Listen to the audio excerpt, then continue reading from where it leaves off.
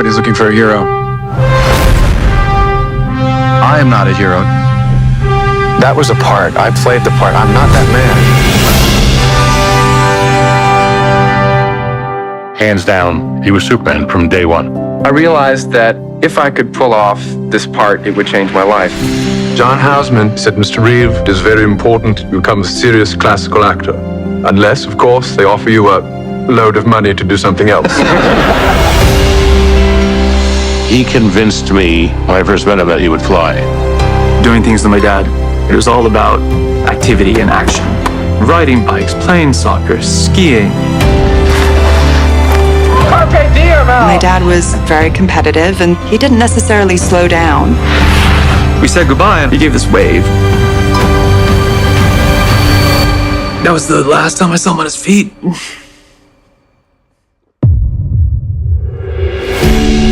Mr. Reeve currently has no movement or spontaneous respiration. Superman, crazy. Just that simple little thing over the horse. I'd ruined my life and everybody else's. I won't be able to ski, sail, throw a ball to Will. Won't be able to make love to Dana. Maybe we should let me go. She came flying in, and she just yelled, "I love you. I love you." And then she said the words that saved my life. You're still you, and I love you. He and Robin were such good friends because they could match each other.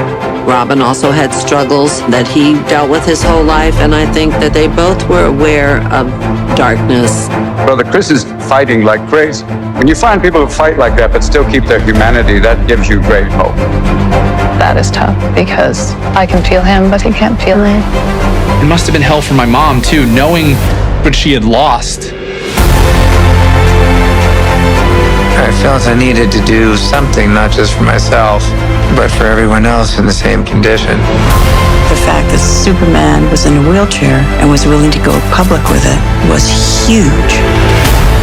Help is on the way.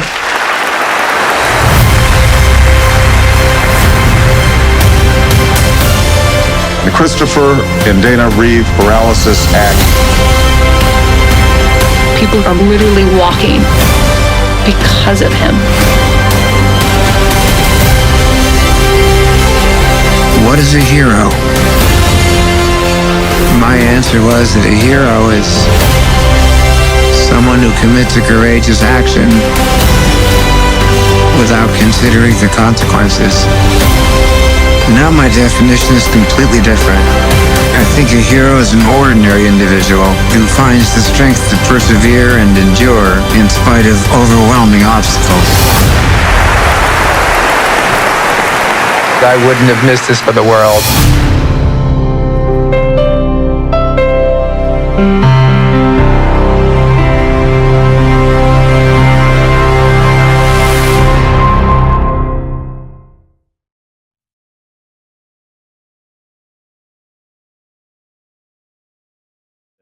I'm looking at your filmography. It's pretty amazing. We're going to talk about Superman, but some of these I wasn't expecting. So 47 Ronin's a really underrated movie. So can I ask you why Kick-Ass has 4 composers? Yeah, well, welcome to the weird and wonderful world of Matthew Vaughn. Yeah. It was a wild experience, Kick-Ass. I don't think there's ever been a thing like it. 4 composers in Air Studios all recording together. Fortunately, we're all friends and had a great time doing it. Right. And sometimes because you have a similar experience on Layer Cake, but not as we'll work our way there. What is your rapport like with Matthew Vaughn, and how did you develop such a strong rapport? Matthew and I, what happened? Layer Cake was. It's funny you should ask about Layer Cake because it's actually 20 years today since the first release of it in the UK. Wow. Yeah. Matthew was working with Lisa Gerrard, who I'm a huge fan of. Dead Can Dance, amazing. What an incredible voice. I think, she did some incredible work for Layer Cake, but I think she was struggling with some of the more thrillery elements of it. And so the operatic stuff that she does, that was just all nailed and completely brilliant. But they needed someone to come in a hurry to fix up some of the other areas, and that was me. And so I was young and hungry, and I met Matthew, and from the day I met him and watched the movie to recording in Abbey Road was exactly 2 weeks. Yeah. She is unbelievable. She has an amazing gift. Lisa does. We talk about the Gladiator soundtrack. She's great. Is it Aria, the track that she's on for Layer Cake? It's pretty special. Yeah, there's a couple of them. Yeah, that's really, really incredible. Yeah, she's really one of a kind. Yeah, and everything she's on, she makes better. I feel like, even though it was a phenomenal score, I feel like when you sprinkle her in the right spots, it's like putting, for lack of better words, sprinkles on a vanilla ice cream. It just makes it so much better, right? She just adds that flavor, Yeah, I completely agree. Yeah. Here, I'll cut it out because I know you got a little call. No, it's fine. Okay. Don't worry. Okay. So I can't believe it's been 20 years. So why is Craig Armstrong listed on Layer Cake? Like, that's confusing for me too, because I always thought it was you. I remember thinking it was you. Yeah. Lisa. Well, the reason why is because he has one track in there, not as a composer. He wasn't a composer on the score, but his music was used as one of his album tracks. Gotcha.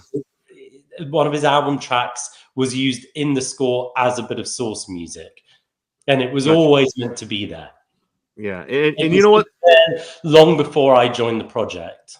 I gotcha. One of the great things about Layer Cake, I don't know how you feel about it, Ilan, but I feel like it's one of the few. I remember seeing it in the theater. It's one of the few scores combined with the vocals that's maybe one of the best complete albums you could ever listen to. You know what I mean?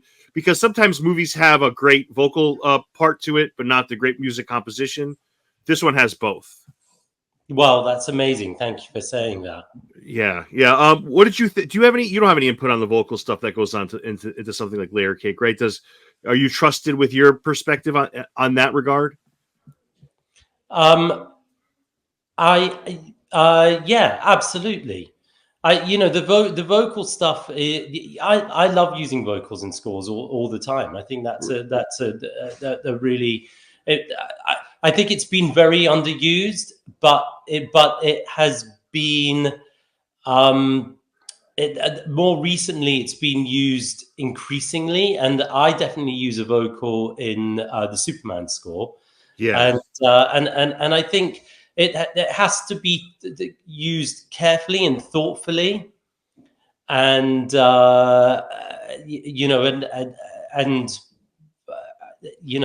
it's I think quite a difficult device to use. Yeah, for sure it is. And Layer Cake is definitely an underrated movie. I feel like when I recommend that movie, people are taken back by it and they're surprised they haven't heard of it prior to it. But it's a really great movie to watch. Just to talk a little bit about Superman, I like the way you use your tracks, right? Because like 1973, right? We'll take that. The sprinkle of disco in there was very creative. I thought each track, the way it was used, was really creative. Is that kind of how you wanted to do things? How did you develop that score? Because just the way you did it was like I thought was really genuine and really original. There were source tracks in places in the Superman score, because we wanted to find ways to we wanted to find ways to evoke the period, the period setting, but then we didn't want to just put in random tracks. We wanted to try and keep true to the emotional narrative and the emotional core of the music. And so that's quite difficult when you're trying to replace a track that evokes 1970s New York. The way that I decided to do it, I think that those things always need a certain amount of authenticity. So I asked a friend of mine, Tim Carter, who is a great record producer, and he's also the guitarist in a British band called Kasabian. and they'd just come off tour and he had a bit of time. So I got him. He's a great drummer and a great guitarist, a great bass player. So I got him to play all those parts for me after I wrote them. And they have the authenticity of a real performer. Right. And I think that's what allows the crossover between source and score to feel authentic. Right. No, that's really well said. Is it a blessing or a curse to have John Williams score the original? You know, because sometimes you hear bits and pieces of it. Is that a blessing or a curse as a composer when you're walking into something like that? Well, I don't. It's neither. I think. Or if I had to choose, I'd say a blessing because to share any screen time with the great master himself and an idol of mine. What a privilege. Of course, it's terrifying to have to write music that goes segues into John Williams and comes out of John Williams. But I did my thing. I think my score for Superman, the documentary is is a much more contemporary scoring style than the more traditional Hollywood style that John Williams does. But I was aware that they needed to segue, and also I wanted to bring something of old Hollywood to the score. So I did use big horns that you would have in a Superman theme and broad sounding strings. And so that way those things can combine. Right. And I guess curse is probably too strong a word, but like you're talking about the segue, that's exactly what I mean. Like, so you're coming in and out of this epic like piece. To me, I'm not a composer, but if I was, I would be like, geez, talk about, setting a high bar, I mean, yeah, it was absolutely, it was daunting. Absolutely. Yeah. But I guess that was the job, and all you could do is, like with everything as a composer, you put your work out there, and you hope that it works, and you hope that the rest of the world agrees with you that it works. Ilan, if you're picking three, I know there's many more because I couldn't answer this question, so good luck with it. But what do you think if you had to put three of the best living composers? My list would be Zimmer, Thomas Newman, and obviously John. Am I way off, or am I onto something with that? Is that like our master of the obvious list? Who would I? Oh God! But do they have to be film composers? Nope. Well, I mean, because then I think we're missing people like Philip Glass, Arvo Part. Oh, yeah, that's a good one. Yeah. I mean, it gets quite difficult, doesn't it? And then there's such interesting music being created at the moment. There's a new generation, I think, that are coming up. I went to a performance recently of this group of musicians called the Manchester Collective. Yep. And they performed works by composers in their 20s and 30s, and this stuff was mind-blowing. There was really, this is a great time for contemporary classical, and I think we're about to see a wave of some of the most interesting contemporary classical music created in a very long time. See, I was having a conversation with a friend, and I was talking about film score music, where I feel like there's a lot of talented people out there as far as people who create movies for film. I mean, I can name a list of 50, and like there's just everyone is like upping their game. It's really refreshing to see. But I feel like when I look at music in the 70s and 80s, and maybe this is older me speaking, the get off my lawn me, but like the 90s music, I feel like even today it's hard. Like who are the next Rolling Stones? Like who is the next Led Zeppelin? Like who is the next Guns? I feel like music in some ways, not all genres, but in some ways is, I don't know, not what it maybe used to be. Is that a very glass half empty negative view, Ilan? I don't know. I think we run the risk of being a couple of middle-aged guys being like, it's not like it was in the old days. Yeah. I have a little bit of that feeling too, and I think that there are some significant problems. Music used to be really deeply connected with fashion and with politics, and then with the music you listen to used to define who you were culturally. Yeah, yeah. And I think that is less so now, but we live in a very different world where all art is available at all times. Whereas when we were growing up, especially with music, the only music that was available was what you had in your record collection and what was in the record store, which was just what was current. And so I think the experience of being young and listening to music is very, very different. But I also think that there is some really interesting work happening.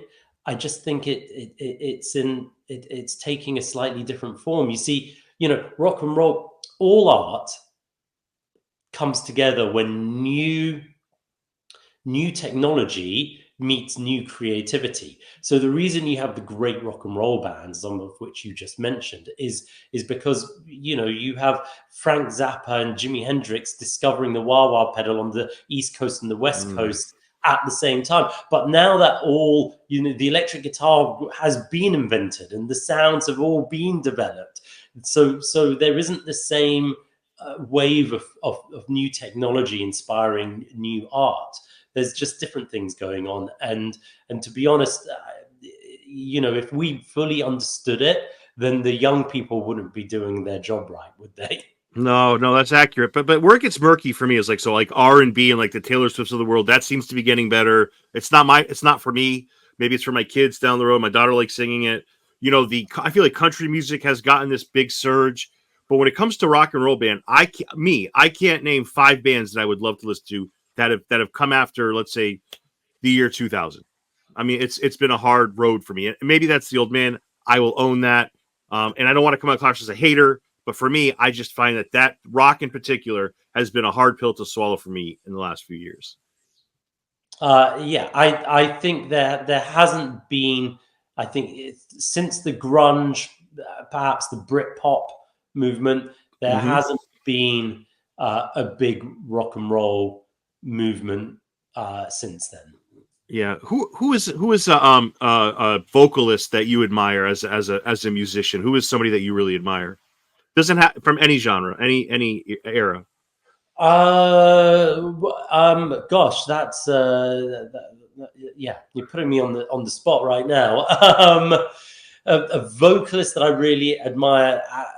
From any time of any time. It doesn't have to be like your favorite, just one that you admire, just somebody that you find yourself listening to on your AirPods, whatever. I can't. You know what? Nothing. You know what I'm listening to at the moment? The reason I'm struggling to answer that is because at the moment I'm listening to Japanese lo-fi minimalist hip hop. It's a really niche genre. It has no vocals in it. So when you talk to me about what I'm into at the moment, I'm like, well, that's what I'm into, and I can't. And I'm not really thinking about vocalists. No, I got you. And I read early on. I have some other Superman questions for you. But this is kind of outside of that. How have you navigated the waters of dyslexia? Has that been difficult for you? Well, I mean, it was certainly difficult as a child. In the 80s, dyslexia wasn't something that was very widely understood. I was lucky that I had a headmistress who knew about it, and so I got the help that I needed. But in a way, I think it's kind of a superpower. It allows me to think of things in unusual or different ways to other people. So I think it's a big part of my creativity. That and I think it's linked synesthesia, where I confuse senses, particularly colors and music, combine and connect for me, and so I think that helps me to really have a really strong feeling about the emotional aesthetic of something. Yeah, is it fair to say it just changes the way you think and approach things? Correct? Is that a fair way of putting it?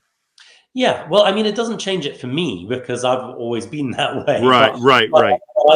I imagine it's quite different for me than it is for other people who don't have that.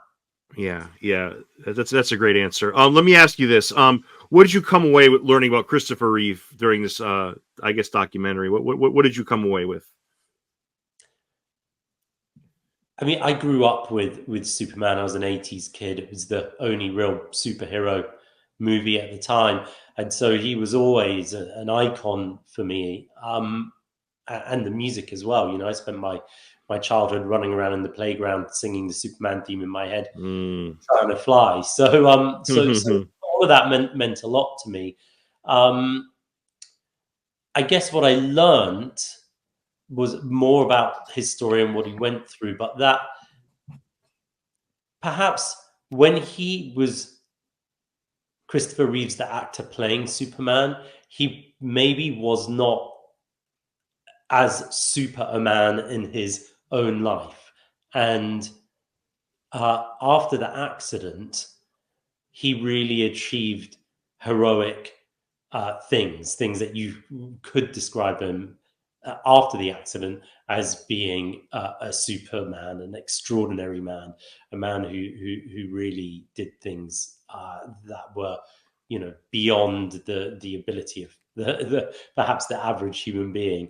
So so I think that is, in a sense, that juxtaposition is one of the key themes of the documentary, and is certainly something that I didn't realize about Christopher Reeve.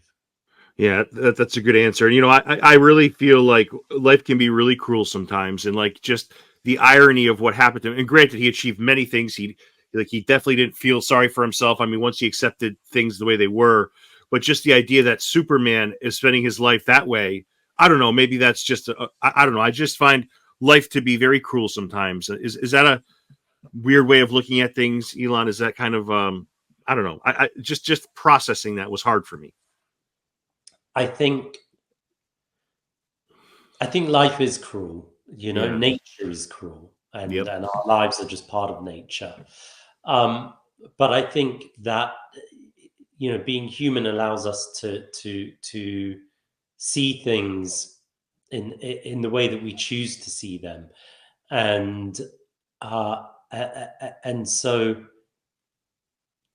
there's this idea that runs through the film, and it's something that's close to me. This idea, and one of the pieces of music is called this as well. Towards the end of the album, for a reason, things happen for a reason, and I think that things happen to us in our lives, unexpected things, and the measure of who we are is how we respond to them, and then we grow from those things, and we become better humans from those things. And then you can look at that unfair thing that happened to you, and you can say, well, that happened for a reason, and I'm better for it.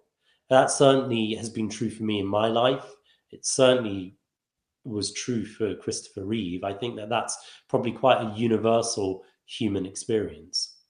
And it also puts some of you agree with this, Ilan. It also puts a bit of a spotlight on those around him. Like who knew at the time that Robin Williams was this unbelievably awesome? Like you know, you see it after the fact, but like living that moment, I never knew how close. I mean, I guess you heard bits and pieces of it. Maybe it was in a magazine, but you never knew the full details of their relationship, which is pretty unbelievable. Like all these stories come out about Robin Williams, who is just, I just never knew what kind of level human being he was.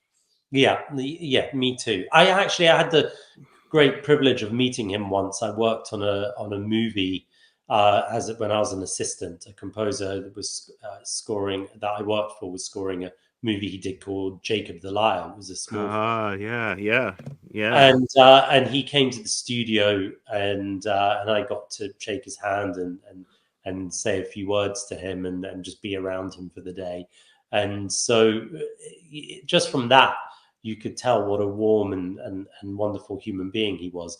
But it really is a testament to the man himself that these stories come out so many years after he died, of what a generous and kind human he was. Yeah, that's a great answer. My last question to you is this. You know, we talk about like the stuff you've done, right? You've done documentaries, you've done full features, you've done some great work with video games. Is there one that you prefer, or is there one that is more difficult than the rest? Or do you feel like the process is relatively the same for any type of project? However you wanted to answer, I left it wide open for you. Excuse me. I think for me, I have two answers to this. In a sense, everything is connected for me, because what I love is narrative, emotional narrative storytelling. I like telling stories through music, and the stories that I tell are the emotional stories. Now, whether I'm writing a ballet, or whether I'm writing a video game, or whether I'm writing a film, that job is exactly the same. I'm always telling the emotional narrative. In terms of what do I like working in different mediums. I like the challenge of that. It keeps me creative and inventive. But absolutely top of my list these days is finding good people to collaborate with. That's what I love about working with Peter and Ian, the directors of Superman, and Otto, the editor. Is we felt like a team of people creating and molding this documentary together, and that's what I'm looking for. I'm looking for good creative partnerships. It's not, for me, it's not just a job where, hey, go write something like that. I don't want to do that. I want to be part of a creative team doing something together. So I'm really, when I'm looking for my next job, I'm looking for that a wonderful creative collaboration. Ilan, is that the worst situation you could be in? Like, let me ask you another way. What is the worst type of situation as a composer you can walk into? So you just described the absolutely ideal scenario, right? Working collaboratively with these great professionals. What's the opposite of that? What's the, not necessarily you've been through it, but like maybe you've heard stories, whatever. What is the worst type of situation to walk into as a composer? Well, just what I described to you. Yeah. I got into being a composer because I want to be an artist. I want to be creative, and I think I'm good at narrative. I studied literature alongside music, and so these are the things that I'm interested in. And being in a situation where I couldn't exercise those skills, that would be a situation that I wouldn't happily be in. But I don't think I would find myself in that situation, because I'd never enter into a project that was like that. I would just because I would, I would say that right at what I just told you. I would say that at my first meeting with anybody, because that's how I want to work. I'm in this to make art. I'm not in this to as a sort of music factory to tick boxes. That's not that there's anything wrong with that. God knows I'd probably have a more successful career if I was. But right. But I want to be an artist, and that's what I do, and that's also why I do my own projects. I have my project Space Station Earth, which is a space show, and so my career is very multifaceted, and I enjoy it being that way. Yeah. It's funny because you hear some composers talk about how isolating the profession could be at times, and I would imagine in the wrong type of scenario, you're by yourself for almost too long a period of time, right? In the wrong project, and I've heard composers talk about how it's been really draining on them, because sometimes they're alone for 12, 13 hours. Like it could just really kind of wear away at you. Yeah, it can be like that, but that's why I like to split it up with live shows and things where you're engaged with people. Yeah, Ilan, is there anything else you wanted to get out there? Any of your social media, anything, projects, anything? No, I'm working on a couple of great things at the moment. They're World War II TV show and a World War II film that I'm just about to record, but I can't really talk too much about them, unfortunately. But my social media is just my name on all social medias, Ilan Eshkeri. But I guess that's it. Yeah, thanks very much. It's been fun. Ilan, thank you, and have yourself a wonderful day. I will say this. Yeah. Rocky IV behind you over there, one of my favorite soundtracks of all time. Yes, I had the composer for that on. I forget his name as we're speaking. He's oh my god, I'm gonna kick myself after this. Oh my god, yeah, it's Hamilton Mile. No, that was Top Gun, wasn't it? Yeah, no, and it's not. See, now I have to find it, and I feel so embarrassed because it's not Bill Conti. It's the first Rocky film. It's Vince DiCola. Yes. Yeah. Yes. So Brilliant. yeah. Brilliant. Ilan, thank you, and I wish you all the best. Thanks for this time. Thank you.